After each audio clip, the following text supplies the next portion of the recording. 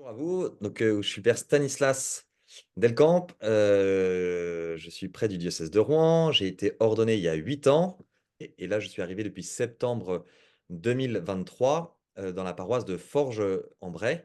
Après, on m'a demandé de me spécialiser un petit peu plus en Bible et donc pendant 2 ans et demi, j'ai travaillé un petit peu le sujet biblique. Pourquoi Jésus n'a pas choisi de femme parmi les apôtres? Je commencerai d'abord par, un 1er point qui est de se dire que nous recevons ce qui s'est passé, c'est-à-dire que Jésus n'a pas choisi d'apôtres et donc, comme Jésus est Dieu, la difficulté pour nous, c'est d'arriver à comprendre la cause. Quelle serait la cause pour laquelle Dieu a fait ainsi?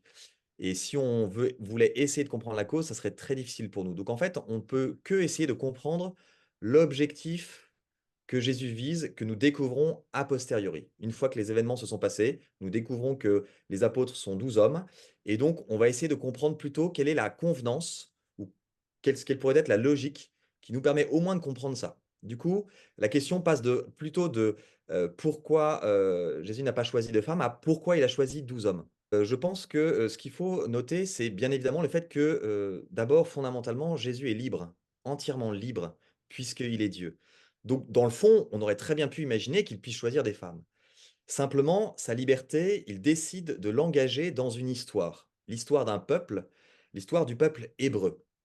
Et c'est là où arrive, à mon avis, au moins un des éléments qui nous aide à comprendre, à recevoir le fait que les apôtres sont des hommes. C'est l'histoire du peuple hébreu fait à partir de 12 tribus. Les 12 tribus du peuple d'Israël sont constituées par 12 fils de Jacob. Que du coup, les 12 apôtres ne sont pas pris au hasard. Pourquoi 12 plutôt que 8, 7 ou 9? À cause des 12 tribus d'Israël. Et donc, en fait, on voit ici que c'est pas par rejet des femmes qu'il fait cela, mais plutôt dans le fait d'assumer une histoire dans laquelle on a 12 hommes et il en fait une correspondance. Et il nous permet de voir que ces 12 hommes qui étaient là pour faire les 12 tribus d'Israël préparent en réalité ce moment où il va choisir les 12 qui donnent en quelque sorte naissance à l'Église tout entière. Et du coup, quelle a été la place des femmes, autour de Jésus? Alors effectivement, ce que l'on voit, c'est que s'il y a pas, elles ne sont pas comptées dans la 12 apôtres, on voit néanmoins qu'il y a une présence des femmes assez importante, parce que les femmes suivent aussi Jésus.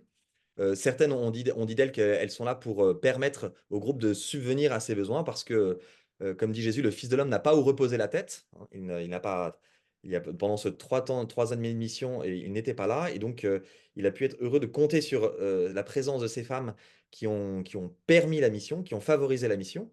On voit aussi, que, ces femmes sont, présentes à un moment absolument crucial, précisément, celui de la croix, hein. Tous les apôtres en dehors, du disciple bien-aimé ont fui. En revanche, il y a les femmes qui sont là, au pied de la croix et les femmes qui vont ensuite accompagner au moment de l'ensevelissement et puis les femmes qui seront là au moment de la résurrection, puisque dans la tradition évangélique, la première qui reçoit cette annonce, c'est Marie-Madeleine.